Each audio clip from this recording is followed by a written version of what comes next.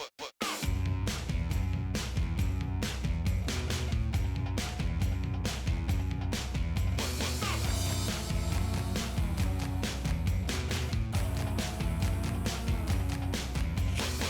is up, ladies and gentlemen, how is it going? Welcome back to World of Tanks.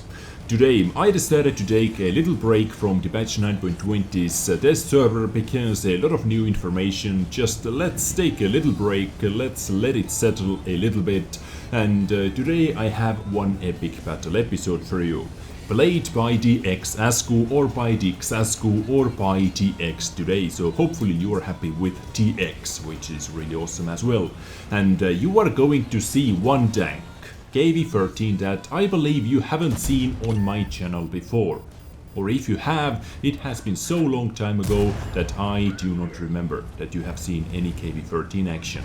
And why KV-13? Well, actually for a few reasons. I wanted to show you something from the mid-tiers, because a lot of you guys have been asking for some mid-tier, some low-tier action as well, so KV-13 is perfect tank for that. And the second reason why KV-13 is because I was cruising around in my comment section, I was looking what you guys think about my previous episode about WZ1111GFT preview episode, new upcoming tier 8 Chinese TD, and I stumbled upon one comment posted by DaRealCarlos, who said, "Hey Des, do a video about the most irrelevant tank in the game, KV-13. It already had 7 upvotes, so I had nothing else to do other than roger that, boss, coming up next." And I gave my upvote and my heart as well, because we are finally able to do that in the Creator Studio comment section, but well, I believe most of you doesn't care about that. Anyway, this is why KV-13 today. I haven't seen this tank in action for ages, a lot of you guys wanted to see it, and this is one bloody amazing battle as well, played by the TheXacku, as I said, who is former X-Men, I believe, because of what he is going to be able to do at the end of the battle. This is one intriguing and action-packed battle from the start to finish, as you have already seen. A lot of action. TheXacku has lost a huge chunk of his HP, only 470 HP left from the starting 1120, a fairly old number by the way, but let's see what he is able to do in this almost perfect matchmaking, because only 3 tier 7 vehicles, 5 tier 6s, and all the rest of the guys are from tier 5. And now sadly, yes, we have 2 artilleries over here and a little bit too many TDs, because artilleries and TDs, they are going to throw down the total HP pool, so not as easy to get one crazy score, but TX somehow managed to do that anyway. Fighting versus J-Panther at the moment, one blind shot on the way as well. Aiming Circle is doing some questionable things over here, but yeah, as you can see, zoomed in exactly where he was aiming at, so this is server reticle and a replay file for you. Now, if you haven't seen that already, the X has 3 Mark of Excellence stars on the gun, so he most definitely knows how to play with KV-13, what is good about this tank and what is bad about this tank. Now, why do you think, guys, why DaRealCarlos said that KV-13 is the most irrelevant tank in this game? What do you think, guys? Yes, I understand that even KV-13 can have its own fan base. I can imagine some of you enjoy the living hell out of playing with KV-13. But why do you think players call it the most irrelevant tank in this game? Take a quick look at the tech tree. Let's do it together, but after this next shot. That was a hit as well, 159 damage done into the enemy KV-2, which is one of the most dangerous tanks on the enemy side. But looking at the tech tree, you can see that this tank doesn't lead into anything super new. The only good thing about KV-13 in this tech tree is you can go from the medium tank line to the heavy tank line, which is really good thing actually, but you are not able to get into anything higher than tier 7. With KV-13 you have to grind out tier 7, yet another tier 7 medium tank or tier 7 heavy tank. And I believe this is the best thing about KV-13 in this tech tree. You can go from one line to another line, from one class to another class. And I believe this is why a lot of you guys are saying that KV-13 is the most irrelevant tank in this game. And of course the fact that it doesn't have too many great things going on with it. For example, DPM compared to some other tier 7 medium tanks, compared to the Comet, Leo, Panther, T43 and VK3002D. It has the lowest DPM, under 2000 damage per minute. Actually, sorry, Leo with the beacon has 1668, but a lot of you guys are playing Leo with the smaller gun anyway. That puts Leo's DPM over 2085. And now penetration on KV-13 is one of the weakest ones, 144 with standard AP rounds. And the average damage with one shot is 180. So it is not adding up, guys. That damage is not the weakest one, yes. Better than on Comet, on Leo with small gun, better than on Panther. A little bit weaker than on VK3002D. But this alpha damage together with 5.47 second reload time is not adding up, as we can see. And gun handling as well is average at the best. Aiming time is quite okay actually, 2.21 seconds is kinda average, but accuracy 0.35.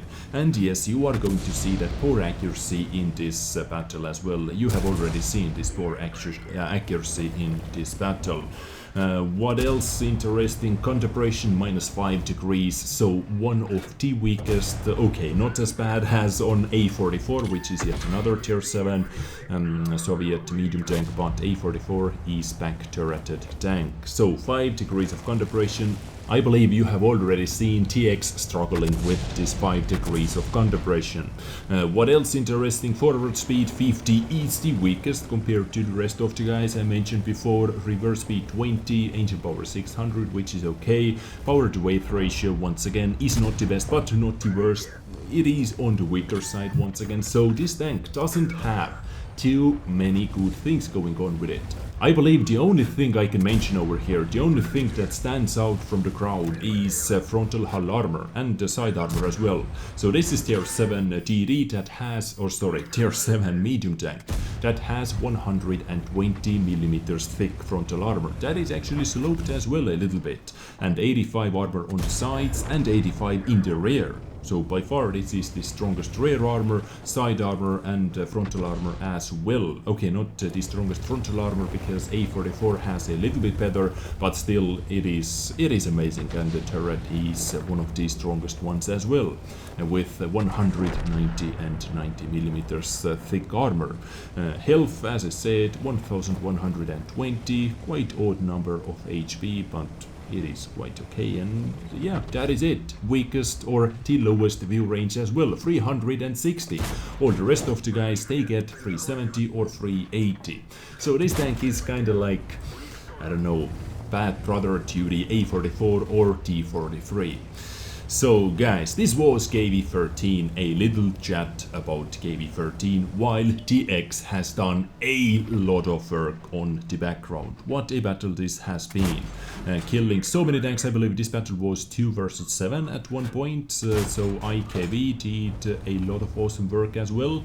Was able to pick up 4 kills with his awesome camo, but at the end seems like that awesome camo failed him a little bit. But now the Mighty Bird was able to get away from TX as well. Let's see if he's able to catch him in time.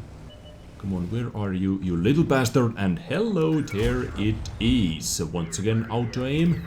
A lot of auto-aim in this replay. Ooh, wow. That shot received from the IS did only tracking damage. Yes, I believe we all know, guys, how lucky TX was over here. So you do not have to tell me that. We all know how lucky he was to be alive, to fight for another day. So hunting down the artilleries. So far 3652 damage done, and some blind damages as well. Most likely.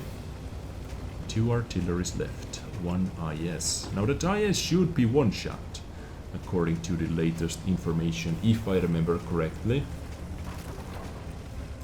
Bird needs 1 shot. That other artillery, tier 5 artillery, has never been spotted yet. We have no last known positions on the minimap. You can tell it that way, or there is one mod as well that shows you if they have been spotted or not. That is a little bit easier to see. You can craft information a little bit faster from the player list. So this is why this mod is over here. And hello M41HMC, what is up? And once again, really smart play by TheXacku, getting behind the bush. Hopefully he's not going to get spotted, but well, you know, Russian medium tank camo sometimes is not working. Usually it is super good on Object 140 for example, but on KV-13 yeah, not that much vodka seems like it. Bert is trying to get away, but not this time, buddy. And down he goes. And guys, the only enemy tank alive started capping. It couldn't be more perfect, because TheXacku killed the only tank that was actually repositioning. That was actively repositioning.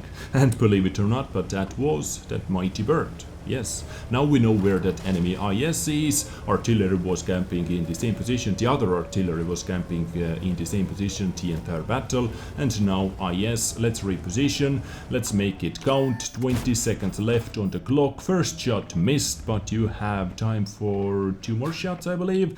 You did not get spotted, and boom, second one goes in. 57 damage done. And this game is in the bag with one super awesome result as well. And I believe he was able to hit at least 2 blind shots, if not even more. So let's see what TheXacku was able to get for this battle. I believe a lot of medals. Let's go. So let's start with the ace tanker, good old ace tanker, some stickers to put on your tank, 1643 experience, 49,000 credits, Pascuicci's medal, Radley Walter, High Caliber, Top Gun, Defender and Steel Wall as well with this tier 7 medium tank. Steel Wall, not bad. So he was able to deal 4,384 damage. So yes, 2 blind shots were a hit, 8 kills and 1,643 experience earned. And guys, just look at the rest of the team. Look at this team and look at the enemy team as well. How one-sided this carry was. How one-sided carry. Second by damage done was the Bishop Artillery.